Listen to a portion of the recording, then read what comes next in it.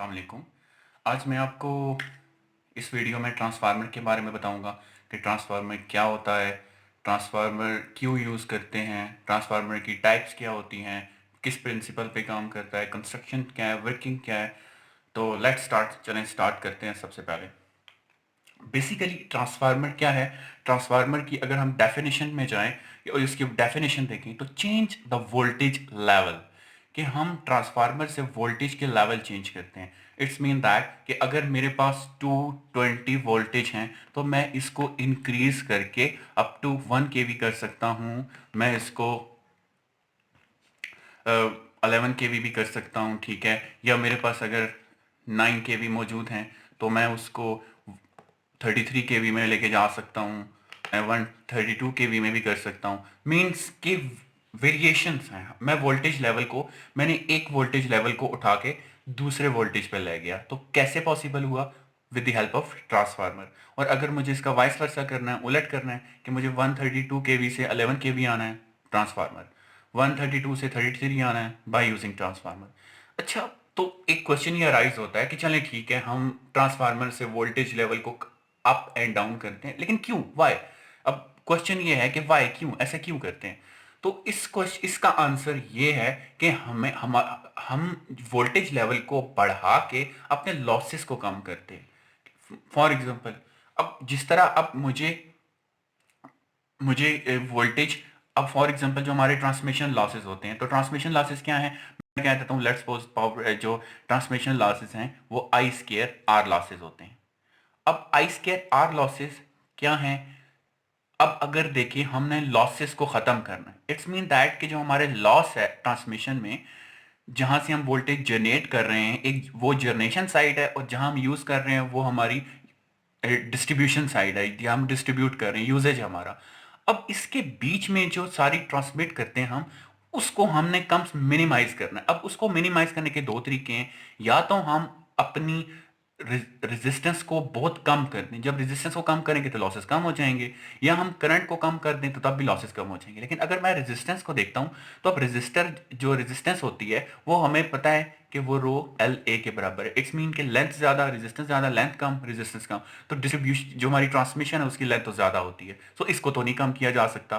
फिर उसके बाद एरिया, अब एरिया इनवर्सली प्रोपोर्शन है। इट्स मीन दैट कि अगर मैं एरिया को बढ़ाता हूं तो रेजिस्टेंस जो होगी वो कम हो जाएगी। अब एरिया को बढ़ाने का क्या मतलब है कि मुझे जो वायर है वो मोटी यूज करनी पड़ेगी।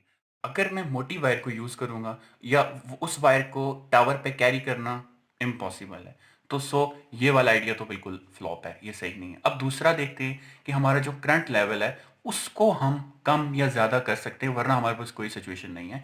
तो अब हम क्या करेंगे, अगर करंट को मैं कम करता हूं तो पावर लॉसेस कम होंगी, और उसके स्केयर है, ये स्केयर है तो मीन स्केयर के हिसाब से कम हो जाएंगी। और अगर मैं बढ़ाता हूं तो ये डबल हो जाएगी। अब करंट को कैसे कम किया जा सकता है? तो हमें पता है कि जो वोल्टेज है, और वोल्टेज और हमारा जो करंट है वो इनवर्सली रिलेट करता है। अगर मैं वोल्टेज को बढ़ा दूंगा तो करंट बहुत कम हो जाएगा।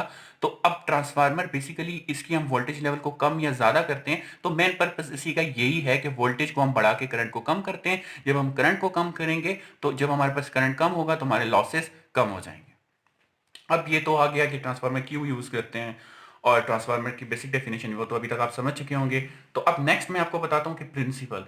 तो जो अब हमारा ट्रांसफार्मर है वो वर्क करता है म्यूचुअल इंडक्शन फिनोमेना पे। और म्यूचुअल इंडक्शन फिनोमेना क्या होता है मैं एक्सप्लेन करता हूँ आपको। उसके बाद इसकी टाइप कंस्ट्रक्शन क्या है ट्रांसफार्मर की। तो बेसिकली ट्रांसफार्मर में दो चीजें होती हैं, एक कॉइल होती है और एक कोर होती है। अब मैं आपको कंस्ट्रक्शन बताता हूँ। तो ये आपके सामने मैं कहता हूँ कि ये ट्रांसफार्मर है। अब अगर ये ट्रांसफार्मर है तो अब इसमें क्या है, ये जो चीज है ये कोर है, जिस पे हमने कॉइल को वाउंड किया हुआ है, ये सारा ये कोर है। अब ये साइड जो है मैं इसको प्राइमरी कह देता हूँ, ये प्राइमरी साइड है और ये सेकेंडरी साइड है। तो हम, अब उसके बाद क्या है कि core, primary coil, secondary coil. अब मैं क्या करता हूं कि मैं यहां पे वोल्टेज को अप्लाई करता हूं। जब मैं वोल्टेज अप्लाई करूंगा तो यहां से करंट, एसी करंट गुजरेगा। और अब इसमें करंट गुजरेगा, जब करंट इस कॉइल में से गुजरेगा तो क्या होगा कि यहाँ पे फील्ड जनरेट होगी। जो फील्ड जनरेट होगी वो फील्ड यहाँ से ट्रेवल करके सेकेंडरी कॉइल के साथ लिंक करेगी और यहाँ पे वोल्टेज जनरेट अच्छा, जैसा कि आप जानते हैं कि अब ये एक कॉइल है और ये वाउंड हुई है कोर पे। तो अब एक सॉलोनॉइड, उसमें जो मैग्नेटिक फील्ड होती है वो क्या होती है? वो होती है B is equal to mu N I. I क्या है? करंट है। तो अब यहां से जब करंट फ्लो करेगा तो अब यहां पे मैग्नेटिक फील्ड बनेगी। अब जब मैग्नेटिक फील्ड बनेगी तो एसी करंट है, तो एसी के बारे में हम क्या कहते हैं? इसके साइकिल्स होते हैं, ये डायरेक्शन को चेंज करता रहता है। तो जब ये इसकी पॉजिटिव डायरेक्शन में होगा तो मैग्नेटिक फील्ड की एक डायरेक्शन होगी, जब ये नेगेटिव में होगा तो मैग्नेटिक फील्ड की डायरेक्शन चेंज हो जाएगी। इट्स मीन दैट करंट अपनी जो डायरेक्शन है उसको बार बार चेंज कर रहा है, उसकी वजह से हमारी जो फील्ड है वो भी चेंज हो रही है। तो मैं कहता हूं यहाँ पे चेंज इन फील्ड हुआ। और अब चेंज इन फील्ड हम ये मान लेते हैं कि यहाँ से जो हमारी फ्लक्स है, जो हमारी फील्ड्स हैं, वो यहाँ से बाहर नहीं जाती, कोर इसको बाहर जाने अलाउ नहीं करता। तो आइडियल केस में अगर हम इसको कंसिडर कर लें कि इसको अलाउ नहीं करता, तो यहाँ से जितनी हमारी फील्ड्स हैं वो सारी की सारी इसके साथ लिंक करेंगी। जब हमारी फील्ड इसके साथ लिंक करेंगी तो क्या हो रहा है? करंट चेंज हो रहा है, चेंज इन फील्ड होगी। तो यहां पे हमारे साथ चेंज इन फील्ड जब यहां लिंक करेगी, तो हमें पता है कि जब भी चेंज इन फील्ड होता है तो उसकी वजह से, चेंज इन फील्ड की वजह से ईएमएफ इंड्यूस्ड होता है। अब यहाँ पे ईएमएफ इंड्यूस्ड होगा और ईएमएफ करंट को इंड्यूस करवाएगा, और इसके अक्रॉस हम जो भी लोड लगाएंगे हम वहां वहां पे उसको करंट को यूटिलाइज कर।